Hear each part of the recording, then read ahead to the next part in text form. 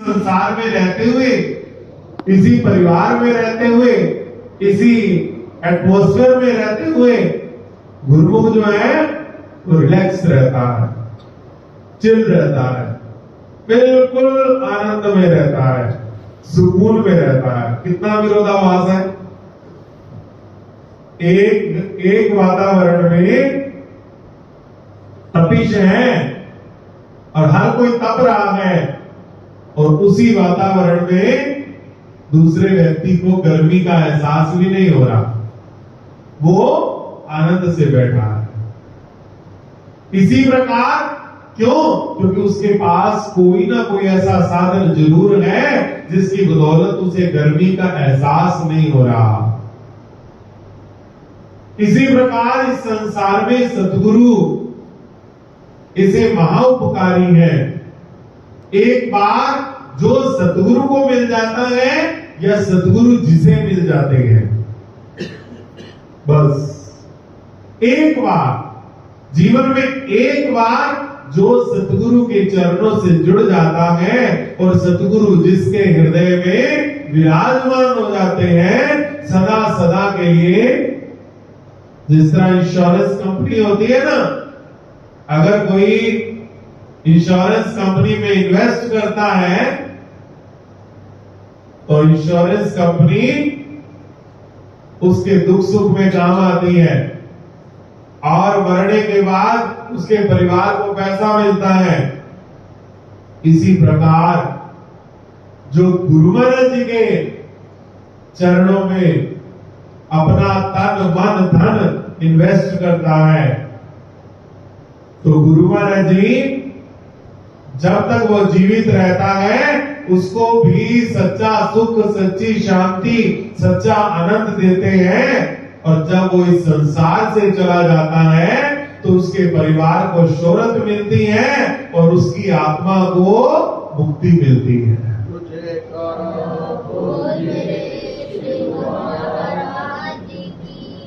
सतगुरु एक ऐसी पॉलिसी सेवक को देते हैं, नीति देते हैं, एक ऐसा नियम देते हैं, एक ऐसा आचरण देते हैं, एक ऐसा ढंग देते हैं, एक ऐसा तरीका देते हैं कि जिस ढंग को अपना करके बड़े से बड़े दुख में भी वो आनंद में रहता है। सतगुरु का सिमरण करते हुए, सतगुरु का नाम जपते हुए, सतगुरु का चिंतन करते हुए वो सदैव आनंद में रहता है। वर्णन आता है ना कि होलिका ने प्रहलाद जी को गोद में बिठाया और आग में बैठ गई, चिता पे बैठ गई। अब जो आग होलिका को जला रही है वो आग प्रहलाद जी को छू भी नहीं पाई, उनका बाल भी बांका नहीं हुआ। क्यों? क्योंकि प्रहलाद जी के जिस्म ने राम नाम की चादर ओढ़ रखी है और प्रहलाद जी ने अपना मन हरि के चरणों से बांध रखा है। तन को बचाया राम नाम ने और मन को बचाया हरि चरणों के ध्यान में। बस तन भी बच गया, मन भी बच गया। और होलिका जिसने हरि से विद्रोह किया, द्रोह किया, उसका कुछ ना बचा, ना तन बचा ना मन बचा। तो सतगुरु जो है वो अपने सेवक को ऐसा सुंदर मार्ग देते हैं, ऐसा सुंदर ढंग सिखाते हैं कि उस ढंग को अपना करके जीवन महासुखी आनंदित हो जाता है। तभी तो सेवक कहते हैं ना कि छूटे ना कभी तेरा दामन, मेरे श्याम पिया मेरे श्याम सदा। अब मुझे बस एक ही कामना है, अब मेरे मन में एक ही इच्छा है कि हे गुरु महाराज जी, मुझसे आपके चरण छूट ना जाए। बस ऐसी कृपा करना, ऐसी दया करना कि इस मोह के आवेग में, माया के आवेग में कहीं आपके चरण छूट ना जाए। क्यों? क्योंकि अगर आपके चरण छूट जाएंगे तो फिर तो डूबना निश्चित है, फिर तो डूबने में कोई देर नहीं है।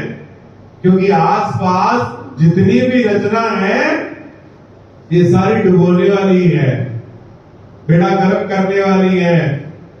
आज अच्छी शिक्षा देने वाला कोई है? आज अच्छी मति देने वाला, सुमत देने वाला कोई है? कोई मिलता है, कोई समझाता है जो ये शिक्षा दे कि भाई श्रद्धा रखो, भक्ति दृढ़ करो, सिमरण दृढ़ करो। अच्छी शिक्षा देने वाला कोई नहीं है। आज कोई कल्याण करने वाला भी नहीं है और कोई कल्याण चाहने वाला भी नहीं है। जो कल्याण चाहेगा वही तो अच्छी शिक्षा देगा, जो कल्याण चाहेगा ही नहीं वो अच्छी शिक्षा क्या देगा? आज कौन अच्छी शिक्षा देता है बताओ? आप अपने जीवन को खंगाल लो, टटोल लो, दृष्टिगोचर करो, देखो, विचार करो कि क्या कोई ऐसा है जो आपको सुमति दे सके, सद्बुद्धि दे सके, सद्विचार दे सके, सद्मार्ग पर चला सके? ऐसा कोई है? अगर कोई ऐसा है आपके जीवन में तो आप बड़े खुश नसीब हैं, क्योंकि ये काला युग है, कली युग काला युग है। इस काले युग में अगर कोई प्रकाश की किरण दे रहा है तो या तो वो परमात्मा हो सकता है या कोई परमात्मा का भेजा हुआ दूत हो सकता है, जो पुण्य कर्मों से आपके जीवन में आ गया है, आपके साथ उसका प्रेम संबंध है और वो आपको सत मार्ग दिखा रहा है। आज देख लो, सारा संसार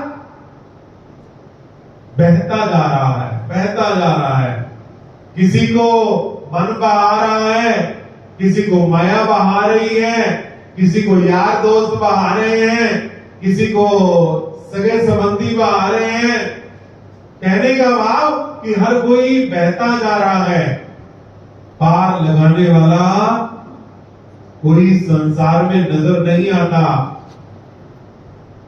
क्यों? हर इंसान स्वार्थी है, हर किसी को अपना स्वार्थ सिद्ध करना है बस। आपके नुकसान से, आपके नफे से किसी को कोई मतलब नहीं है। मेरे को नुकसान नहीं होना चाहिए, मेरा फायदा होना चाहिए बस।